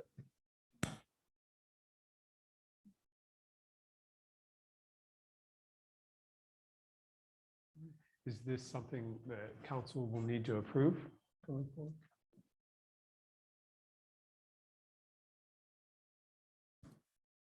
To accept the grant, yes, we'll have a formal approval once the Rotary provides the funding, and we know what funding level we're committed to at that point. Okay. Any more questions on the monument sign? Okay, commission's vacancy, Mr. Chandler. I have nothing to report tonight. We do not have any motions to approve any additional seats, but I do encourage any and all who are interested in any of the open positions to please apply. And I apologize, I do not have the list of open vacancies. I know we have one on the library board. I know we have an alternate on the zoning hearing board. And I apologize, I don't have the list in front of me right now. I'm also traveling like Miss Perry. And I don't have the information in front of me, but I will definitely have it for the next meeting. The additional one is the civil service and then the UCC or the other two. Correct. And that information is all on the website. Okay, Council of Governments, Mr. Verdella. Hello, no update. All right, the upcoming council meeting, which is in 2 weeks, July 28th at 7:15. We likely will have an executive session after this meeting, as I had mentioned, to talk about the grassroots presentation around staffing. I wanted to see, or maybe have a quick discussion from council's perspective, if we could move this meeting up, our council meeting, to an earlier time to allow for that executive session so that we don't leave here much later at night. So with that, I believe we have to advertise that we would have a change in that meeting. And would there be enough time to do that? Yes. Okay. Okay, great. So thoughts or discussions around the timing of the next council meeting to allow for that executive session? When do you want to move it to? It would depend on when everybody can make it from work or family activities. Say how much time are we expecting to give to grassroots? Yeah, so for grassroots, they said it's likely about 2 hours to go through the report. It could be shorter, depending on questions and everything. The next meeting should not maybe be as long as today's meeting, but we do have some things to discuss in it. So we're saying we're going to move it earlier to account for executive session, right? Which would be immediately after the meeting. Okay, I see. Yeah, so that way we're not leaving like 9 o'clock. It would be right now. So we would be having an executive session right after this, if we judge by tonight. Okay. So we have to decide a time? Yeah, do we want to do 6? Is 6 okay? For the council meeting? Yes, for the council meeting. So my question is, through your discussions, is it possible to do the executive session before the council meeting so we don't disrupt the public schedule? I think, given them, without knowing how long the discussion and everything would be, we would need to end it very quickly. So that would require probably us to start at 5 something, which probably is not feasible.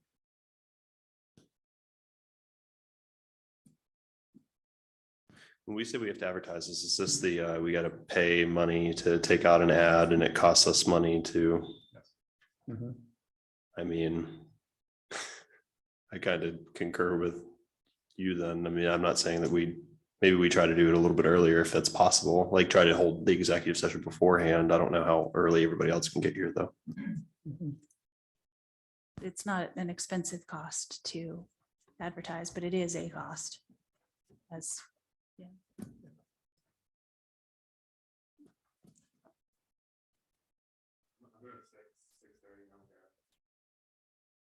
we wanted 2 hours before to dedicate to executive session, we would need to meet here at about 5:15. Is that undoable for council members? Looks like yes. Yeah, I don't think I can do it. I'm Cranberry. I could make it work, but Yeah, it's fine. I just, my point was trying not to upset the public schedule.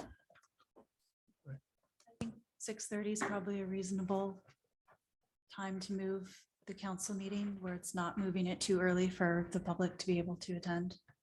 All right. 6:30. All right. Thank you. The Crafton mini golf will be open on Fridays and Saturdays each week from 7 to 9 throughout the summer. Cost is $2 per person.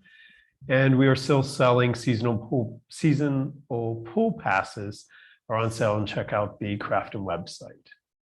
At this time, citizens may address Crafton Borough Council on any issue. Only residents and taxpayers of the borough will be permitted to address the council. Speakers will be permitted to speak for a maximum of 3 minutes. Groups of people will be required to designate a spokesperson to represent them before council, who may speak for a maximum of 5 minutes. Please sign it. Well, I guess raise your hand if you're here in person and also on Zoom if you would like to, and state your name and address for the record. Great. Great. We have 2. Okay. And 1 on Zoom. Okay, so we'll start here in person. Charlene?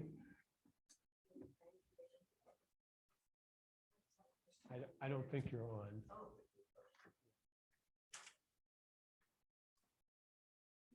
They're back. There you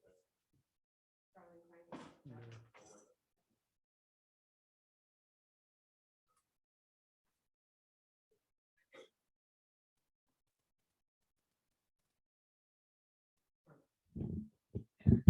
There, it's on. The battery. Charlene Cranky, 800 Clearview Avenue. I just have a question about the You Crafton you have to Boulevard. get close. Colton can't. Why don't you just hold it? Just take it out. First thing comment I have is when you were talking about the modification for the fire truck to go up to Bradford Court, and somebody mentioned the sidewalk. Is there a sidewalk there? Because I thought.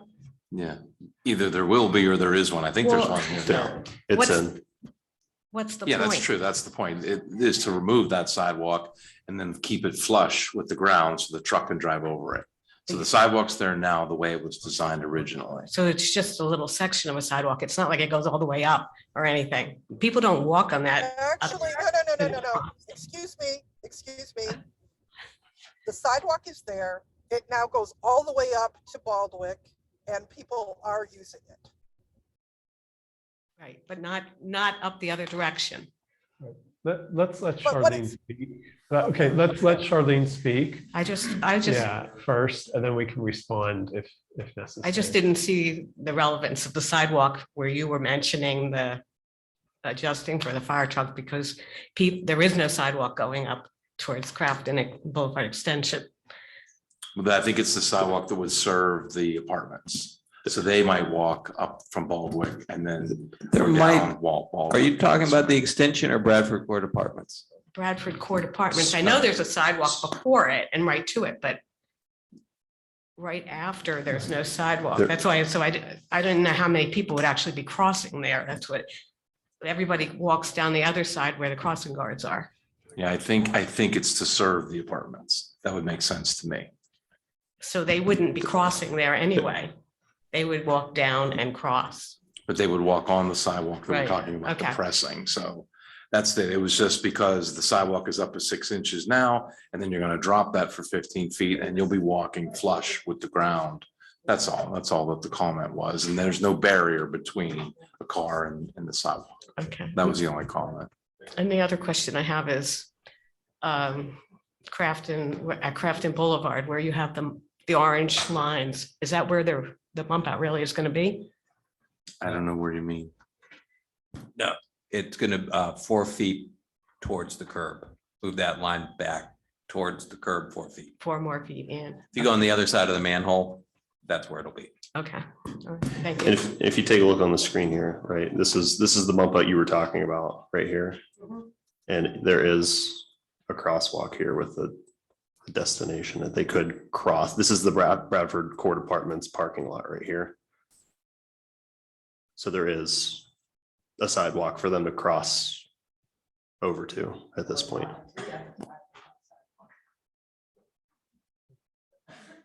Ms. Perry, did you have something to say?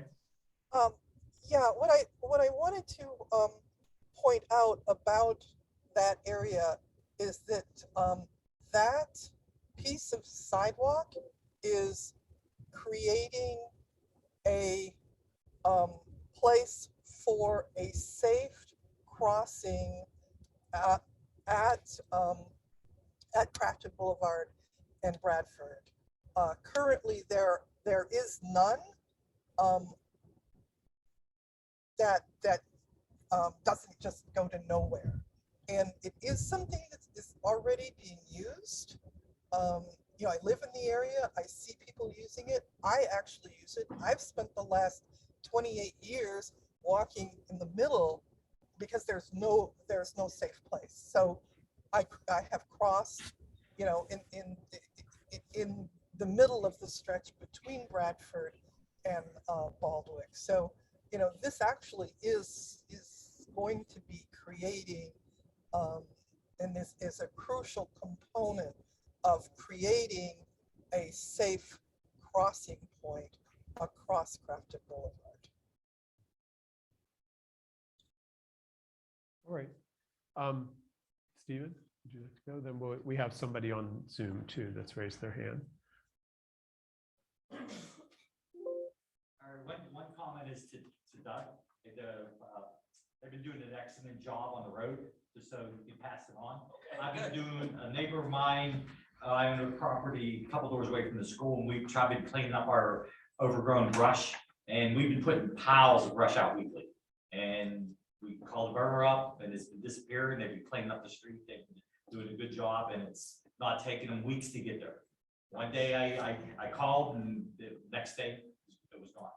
My other comment is, now we have this sewer project, okay? Phil, I'm gonna address this maybe, Phil, because this is your baby.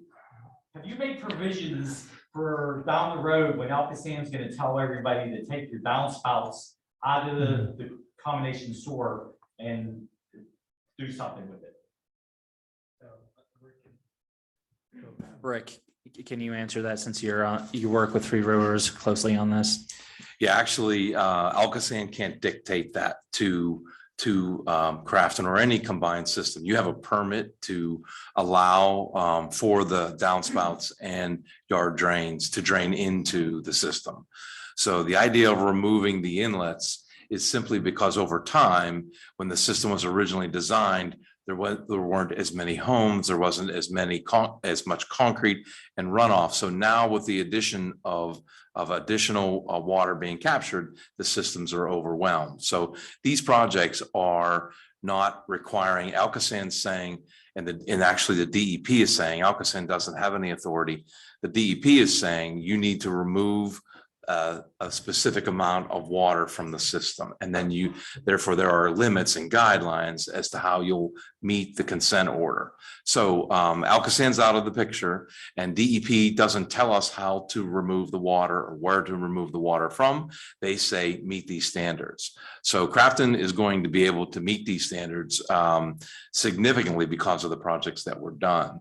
And so that has been a constant discussion, is that we're not going after taking water off of the driveways, water off of the roofs. So that's always calculated as remaining in the combined system. So the council knows the burden that would be put on the homeowners of the municipality if that were to be needed. And in reality, it's not much flow compared to the flow we're getting. You just put in how much you put in about a mile? The separate storm, Yeah. it's Half a mile, 3/4 of a Three- mile? At least a half a mile. it's 3/4, I Okay, believe. so you have 3/4 of a mile and you have all these homes. And I understand there are still neighborhoods where when there's a heavy rain, people are getting their basements flooded. So anybody who can take their water out of the sewer system, it's a plus. I own the building on Vance Way, and they dug up my sidewalk. I put a pipe into the catch basin. I talked to Doug about this.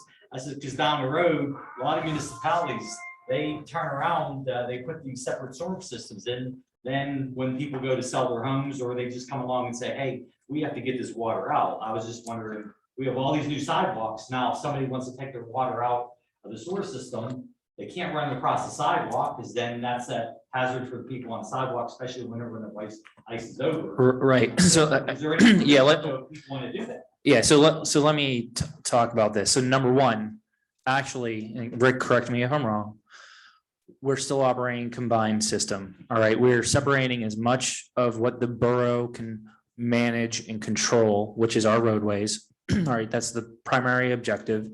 We will still be classed as a combined system. You are not actually supposed to be dumping your water onto your neighbor, or so that's It's within 3 feet of your neighbor's property. You can do it So- on so- your property, if you're not at a dump. So- 3 feet of the property line toward the neighbor. So Rick's the resident expert on that. So The we wanna ordinance, speak- the Allegheny County Plumbing Ordinance says that you can discharge to the surface, but you have to show no negative effect to the downstream, whoever it is. It could be 5 neighbors down. But if you cause damage as a result of you discharging to the surface, that's not allowed. So you wouldn't be allowed to do that. So the safest thing is to allow those flows to go into the system, Correct. whether it's the combined portion of the system or the separate portion.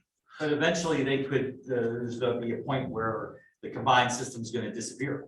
No, that's not true. That's not going to happen in Because Crafton. a lot of municipalities have done this. Like the Crafton city does won't. it. Ingram's done it when they put in separate sewers. They came along and told people, okay, you have to remove your stormwater out of the combined system. Crafton made a decision and they were forced by DEP to classify part of their system as a separate sewer system. So Ingram, that's what I meant, sorry. And they were requiring residents to remove at their own expense, remove the roof drains and yard drains from their combined system. And they turned it into a separate sanitary system. So, and it was mainly because there were a small number of homes and they were forced by DEP. In Crafton's situation, there's no area like that. And now, and that was years ago, many years ago, I was the engineer for Ingram when we did that. Now the way they're enforcing these reductions in water is giving you the limits that you're allowed to discharge to. And then once you meet the limit, you're done. So Crafton is very close to meeting the limits with the projects that they have and the next project that they're proposing. So I wouldn't see it. It wouldn't make sense to require the residents to remove the water from their downspouts and yard drains. And in some cases, you don't have a separate storm system. We're talking about Crafton Boulevard and some of the other streets. They do. You have the option to discharge to Right, those. and some places there's like, I'm in one property, the alley, there's no Steven. place really It's time. Yeah, Okay. we've given, yeah. to disperse the water. All right, thank you. Thank you. Right, we have one person online, Christine O'Brien. Christine, I've gone ahead and allowed you to talk. If you want to go ahead and unmute. Okay, I unmuted. Can you hear me? Yeah. Yeah, can you give Okay. us your name and address for the My record? Name is Christine O'Brien. I live at 1828 Crafton Boulevard, which everyone apparently has pulled in and out of my driveway. I would like to address that. Before the bump out was put there, I could easily back out of my driveway into the parking spots that were there without affecting any traffic from Baldwick Road and Crafton Boulevard in any direction. That's number one. Number two, you talk about making this a mobility borough. However, there's no bike lanes. And now with the bump outs, you've even narrowed the ability for bikers on bicycles to be able to use the street safely. That's just a comment, because I sit here on Crafton Boulevard and watch bikers come up and down Crafton Boulevard. Many of you may not know that, but there have been groups of them that have used Crafton Boulevard. The other thing is the accessibility curbs that have been put in place. I have a question on when you're going to flush those, because right now there's no sign up to tell any wheelchair people, because we've got so many of them on Crafton Boulevard at this point, apparently, that they cannot use those because they are raised. And anyone in a wheelchair coming anywhere near those is going to go head over heels. Just a comment. Yeah. It is of concern. Also, the ability to get into my driveway has been greatly improved since all the traffic cones have been taken away from in front of my driveway. I really appreciated the movement of those. That's all I have to say. Can we address the Thank you. handicap access? Yeah, the area is heavily utilized for handicap access. And right now during construction, the road still needs to be paved. So there are some elevation adjustments that will be made and permanently made once the road is paved and they're able to match those ramps. So it is a little bumpy now, admittedly. Do we know But the may I time? say, it's unsafe. Like somebody in a wheelchair isn't going to see until they start down. There's no signs or anything. I don't know how long off the project is to pave.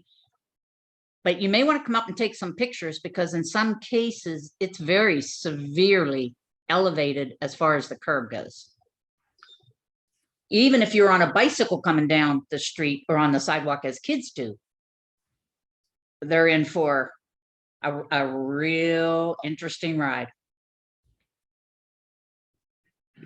Yeah, I can just say these are the elements of construction. There are some significant inconvenience at time. There's still work to be done, so the paving can't be completed yet. So once all of the work that would disturb the paving is complete, then the paving can be done and all those areas can be adjusted. Is there a way, I think she was asking, to put like uneven pavement sign or something there to alert bikers and or people walkers or people in wheelchair to know that the pavement is uneven and that they. I suppose we could go look at those and see if there are areas of significant grade change. Yeah, like neon paint, like something as a caution. Send me your cell phone and I'll send you the pictures, but in some cases it is severe. Let's see if you can take a walk and see, and that's not a bad idea, just maybe painting the asphalt. I don't know, by the time you got signs, it might be paved, you know. Might have been one of the consequences of removing those traffic cones so quickly. We could put traffic cones at all those locations. You could, and it's not in my driveway. That's the issue. So that would be fine. You sure you don't have a bump at the end of your driveway? We could put I a do cone. not. I do not. Thank you, Mr. Bryan. All right, and I do want to mention Dave Killen is on Zoom, so he did hopefully hear your comments, Stephen, relative to Public Works. He's our Public Works foreman. All right, with that, we have no other hands raised, no other hands here raised. All right, meeting is adjourned. Thank you, everyone. Thank you. Seems long.